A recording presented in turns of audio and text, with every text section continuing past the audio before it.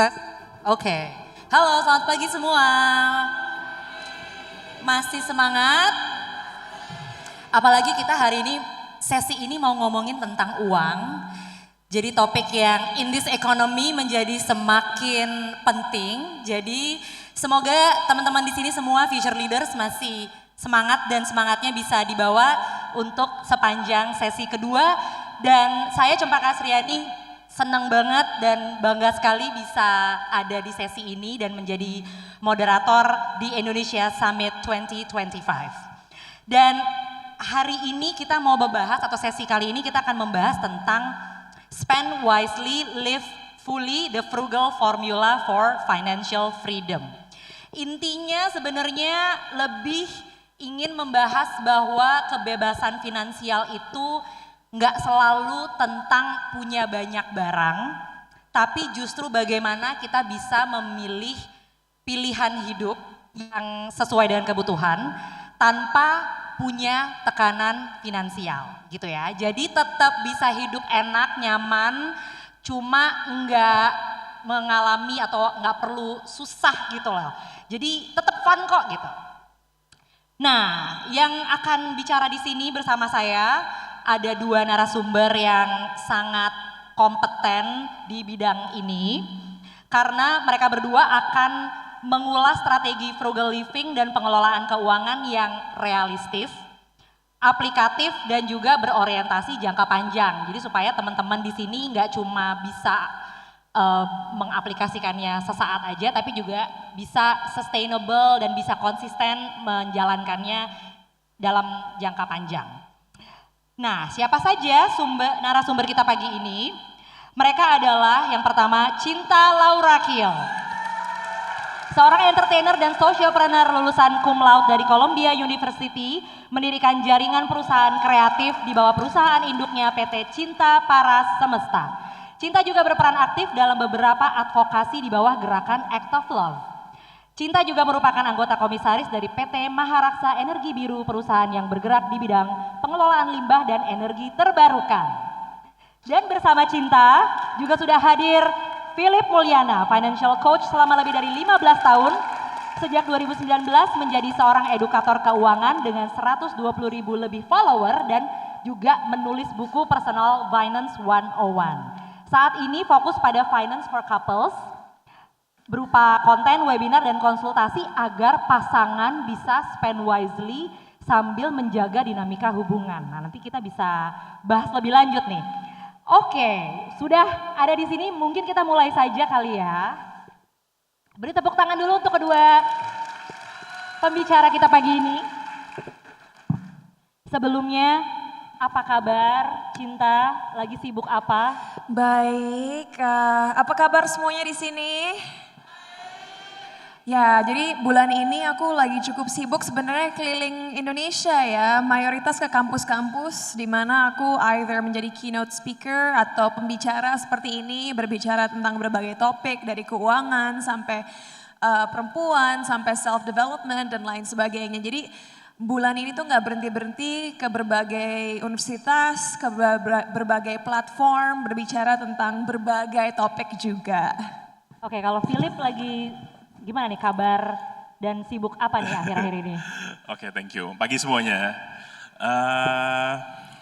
Sama sih kurang lebih mirip-mirip sama seperti tahun-tahun sebelumnya. Jadi banyak bikin konten soal awareness, soal financial stuff. Terus udah gitu tahun ini mulai bergeser ke financial for couples. Terus udah gitu masih nerima kayak konsultasi buat personal advisor dan segala macam. Basically kayak gitulah. Kira-kira makin banyak atau makin sedikit nih yang datang ke Philip untuk konsultasi finansial nih? This year makin banyak. Berarti makin banyak yang, bagusnya makin banyak yang melek ya sebenarnya? Makin banyak melek or makin banyak problem. Atau problemnya udah ada sejak lama tapi baru sekarang punya keberanian untuk menelusuri masalah ini dan mencari solusi. Karena banyak pertengkaran dalam hubungan terjadi guys karena masalah finansial. Jadi bagi yang belum menikah, bagi yang memikirkan untuk menjalani keluarga, bahas dulu kondisi finansial kalian sebelum masuk ke tahap selanjutnya untuk minimalisir masalah-masalah yang mungkin akan ada di masa depan. right? Yes, betul. Bibit bebet bobot itu penting. Oke, tapi karena kita hari ini topiknya nggak spesifik ke pasangan gitu ya, jadi sebenarnya aspek dari financials yang mau kita bahas hari ini adalah kaitannya pengelolaan keuangan dengan budaya FOMO, oke? Jadi kita kan sekarang hidup di era digital yang sangat cepat, kita terekspos sama banyak sekali konten, dan itu membuat banyak kalangan, mungkin dari teman-teman di sini atau di sekitar gitu ya, yang beli sesuatu itu tuh lebih karena FOMO, bukan karena sebenarnya butuh. Jadi karena ngelihat konten, ngelihat circle-nya, keluarganya, atau influencer pakai satu barang, nggak mau ketinggalan karena nggak mau dianggap nggak keren, nggak mau dianggap pelit, dan mau diterima di circle-nya, jadi mau dapat validasi. Jadi akhirnya beli barang tuh lebih karena itu gitu ya, bukan karena kebutuhannya gitu.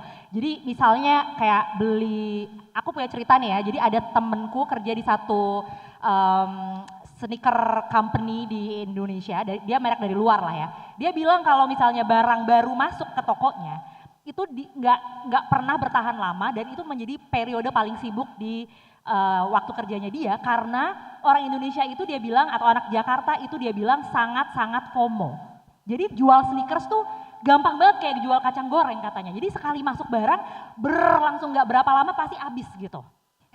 Gitu ya. Jadi nah segitu FOMO-nya nih ya masyarakat Indonesia. Nah pengen tahu sebenarnya dari kalian berdua ya, sebenarnya apa sih arti dari spend wisely, live fully, terutama di era digital kayak sekarang? Mungkin kita mulai dulu dari Cinta. Ladies first. Enak ya ditembak ya? Oke, aku dulu ya, mulai dari aku dulu. Oke, untuk menambahkan konteks tadi, kayaknya aku nggak mau hanya ngomongin anak-anak muda yang ada di sini di Jakarta, tapi kita harus mikirin anak-anak muda di seluruh Indonesia. Ya. Sayangnya udah sejak lama, terutama di media kita ya, kita dijejelin ide bahwa menjadi orang yang sukses, kalau apa yang kita lihat di sosmed dan juga di online adalah berarti harus memiliki rumah yang megah dan mewah, punya banyak mobil-mobil sports atau mobil-mobil mewah atau punya barang-barang branded. Dan kalau memang kalian udah di tahap hidup di mana kalian bisa melakukan itu sah-sah aja, itu pilihan kalian. Tapi itu menyedihkan bagi orang-orang yang akhirnya merasa kegelisahan atau anxiety, harus bisa mencapai kesuksesan surface level seperti itu. Karena kenyataannya, untuk menjawab pertanyaan tadi, menurut aku hidup yang sebenarnya sukses adalah saat kita pertama tidak ada kegelisahan akan kebutuhan hidup kita. Kedua, akhirnya bisa punya waktu luang untuk tidak selalu bekerja dan bisa spend time dengan keluarga dan teman-teman. Dan ketika akhirnya bisa menekuni hobi-hobi atau bisa traveling melihat hal-hal baru agar hidup kita lebih kaya pengalaman dan bukan hanya kaya materi. Begitu. Jadi intinya tidak melulu soal kepemilikan barang ya. Oke, kalau Philip gimana? Spend wisely, live fully itu seperti apa sih di era digital ini? Oke, basically gini, kalau misalkan kita spending itu kan banyak banget yang impulsif ya. Apalagi kalau misalkan kita, just be honest, kayak setiap kali kita mau tidur, itu pasti